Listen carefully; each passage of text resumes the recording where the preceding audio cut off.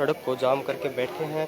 क्या कारण है? वैसे है जो रोड जाम किया जा रहा है इस वक्त। इस तरफ हम देखते हैं यहाँ पे जो इनकी दुकानें वगैरह हैं ये तोड़ी गई हैं। शायद इनको लेकर ही जो ये है दुकानदार नाराज हैं और जो धरना प्रदर्शन करके यहाँ बैठे हैं। जी, आपकी दुकान? जी, मेरा नाम नरेश जैन, सन ऑफ श्री मनोहर लाल जैन। आज रेलवे रोड पर आप क्या कारण ये है जी कि रात को 3:30 बजे कुछ बदमाशों ने आके और दुकान को तोड़ने की कोशिश करी। आधी दुकानें उन्होंने तोड़ी हैं, 2 दुकानें यहाँ पर हमारी। उन्होंने ये कहा कि हमने प्रॉपर्टी खरीद रखी है, लेकिन ऐसा कुछ नहीं था। प्रॉपर्टी हमने इस पे पहले स्टे भी ले रखा है, कोर्ट ने हमारे को स्टे दिया हुआ था, लेकिन उसके बावजूद उन्होंने बदमाशी के अंदर हथियार के साथ 10, 15, 20 की संख्या में वो लोग लेडीजों को भी साथ में लेकर के यहाँ पर आए और उन्होंने दुकानों में तोड़फोड़ी करी। जब हमारे को पता लगा 4 बजे जब हम यहाँ पे आए, हमारे साथ उनकी हाथापाई भी हुई है। उसके बाद हमने पुलिस को फोन किया। लगभग 1-1.5 घंटे के बाद पुलिस यहाँ पर आई है। जब हमारे समाज के सारे भाई इकट्ठे हो गए, उसके बाद वो यहाँ से गए हैं। अब 2 दुकानें तोड़ी गई हैं जी। क्या कारण लगता है, क्यों तोड़ी है दुकान? वो ये कह रहे हैं कि प्रॉपर्टी हमने परचेज कर ली है, जबकि हम 62 साल से यहाँ किराएदार हैं और हमारे पास पूरी रसीदें हैं 62 साल की। 62 साल से किराए पे बैठे हुए थे, लेकिन उन्होंने बदमाशी के दम पर, हमने कोर्ट से भी स्टे ले रखा था, लेकिन उन्होंने बदमाशी के दम पर ये कार्रवाई करी है। जबकि उनकी रजिस्ट्री भी फर्जी थी, वो भी कोर्ट में चैलेंज हुई है। वो भी कोर्ट में मुकदमा चल रहा है, वो फर्जी है, उसकी भी कल तारीख थी। लेकिन उससे पहले ही इन्होंने रात को ये बदमाशी यहाँ पर आकर के करी है। सरेआम एक गुंडागर्दी यहाँ पे की गई है। सुबह यहाँ आदरणीय बीवी बत्रा जी, आदरणीय श्री भूपेंद्र सिंह हुड्डा जी, श्री मनीष ग्रोवर जी, अन्य सभी पार्टियों के दलों के सभी भी नेतागण यहाँ पर पहुंचे थे और उन्होंने इस काम की घोर भर्त्सना की थी और प्रशासन को बुला के भी कहा था कि इनकी दुकानों को तुरंत प्रभाव से बनवाया जाए और जल्दी से जल्दी इस आगे से उनको गिरफ्तार करा जाए जिन्होंने रात को डकैती करने की कोशिश करी है। आप कब तक बैठे रहोगे? जब तक उनको गिरफ्तार नहीं किया जाता तो हम यही सांकेतिक धरने पे बैठे हुए हैं। अभी तक कोई गिरफ्तारी नहीं हुई है। हाँ, डीएसपी भी आए थे, एसएचओ भी आए थे। उन्होंने कहा कि हम आपकी एप्लीकेशन हमने ले ली, हम एफआईआर दर्ज करके उन पर गिरफ्तारी करेंगे। अच्छा, 2-3 महीने पहले भी एक सूचना मिली थी यहाँ पर कि बदमाशों ने घर में घुसकर तोड़फोड़ की है। क्या ये वही मामला है? हाँ, ये वही मामला है। जो उससे पहले उन्होंने पीछे तोड़फोड़ की थी दुकान घरों के अंदर, लेकिन अब इन्होंने दुकानों पे, क्योंकि हमारे पास स्टे था, अब उन्होंने मौका देखा कि रात के टाइम में इनको घेर दो। उनको पता था हमारा गवर्नमेंट से स्टे है, तो इसलिए उन्होंने ये अचानक कोशिश करी है इस टाइप की। तो एक किस्म से प्योर बदमाशी है ये। अच्छा, पहले भी वो तोड़फोड़ करके गए थे, परिवारजनों के साथ मारपीट करके गए थे। उसकी एफआईआर दर्ज हो रखी थी, लेकिन पुलिस की मिलीभगत के द्वारा उनकी जमानत हो गई और वो उन पर कोई मुकदमे को खास तरह की इन्होंने नहीं बनाई। पुलिस ने सिटी चौकी, सिटी थाना रोहतक, कोई कार्रवाई नहीं करी गई इसके ऊपर। तो अभी तब तक गिरफ्तारी नहीं होती? हाँ, हम धरने पे बैठे हैं।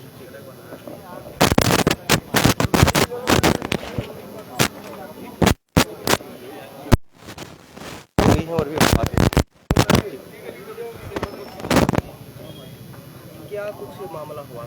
मामला ये है भाई साहब, देखो आपके सामने है, दुकानें हैं यहाँ पे, और रात को 3:30 बजे जिस तरह से चोर या डाकू आके अपनी कार्रवाई करते हैं, उस तरह से इनको दबंगाई के साथ बाहर के कुछ बदमाश आए हैं और यहाँ पे दुकानदार सारी दुकानें तोड़ के गए हैं, इस परिवार को हरासमेंट दे के गए हैं।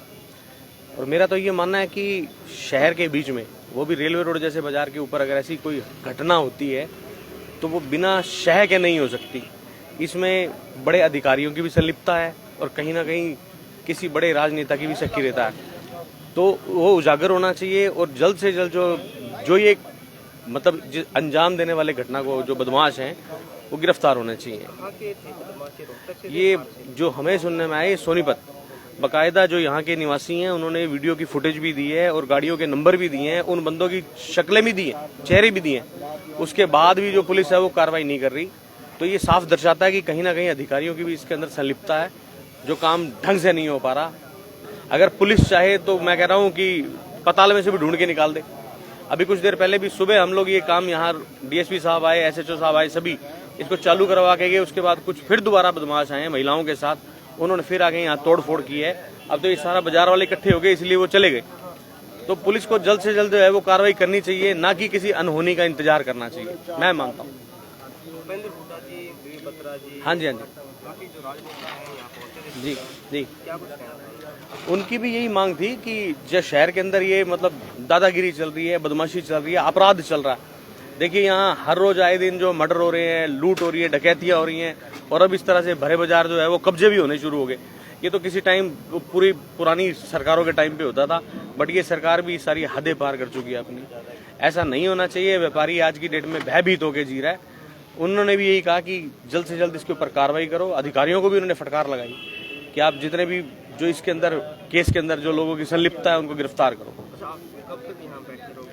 हम लोग पहले तो ये कार्रवाई करवा रहे हैं बैठ के यहाँ पे, उसके बाद जब तक अधिकारी जो ये बदमाश है गिरफ्तार नहीं होते तब तक हम यहीं बैठे। जैसा कि आपने सुना कि जो यहाँ प्रधान हैं ये के जो है मदबख्शी जी हैं, और दुकानें हैं ये तोड़ी गई है। अज्ञात बदमाशों ने यहाँ आकर पहले भी 2 महीने पहले भी यहाँ आकर बदमाशों ने जो मारपीट की थी और जो दुकानें तोड़ी गई थी। इनका कहना है कि जो सिटी थाना में इन्होंने FIR करवाई थी, उसके बाद भी कोई कार्रवाई नहीं है। उसके भी जो यहाँ रात को अंधेरे में जो बदमाश आए हैं वो सारी बिल्डिंग है ये तोड़ फोड़ कर चले गए हैं। मेरे पीछे तस्वीर आप देख सकते हैं कि, और यहाँ जो दुकानदार हैं बैठे हैं, बैठकर जो ये कार्रवाई करवा रहे हैं या दुकानें बनवा रहे हैं। और जो आज सुबह मौके पर जो पूर्व CM है जो भूपेंद्र हुड्डा, रोहतक विधायक बीबी बत्रा और मनीष ग्रोवर, काफ़ी जो राजनेता यहाँ पहुँचे थे, और DSP SHO मौके पर मौजूद थे। उन्होंने आकर ये जायज़ा लिया और आश्वासन दिया है कि जल्द ही बदमाशों की गिरफ्तारी हो जाएगी। फिलहाल जुड़े रहिए हमारे साथ, हम लाइव तस्वीर आप लोगों को रोहतक से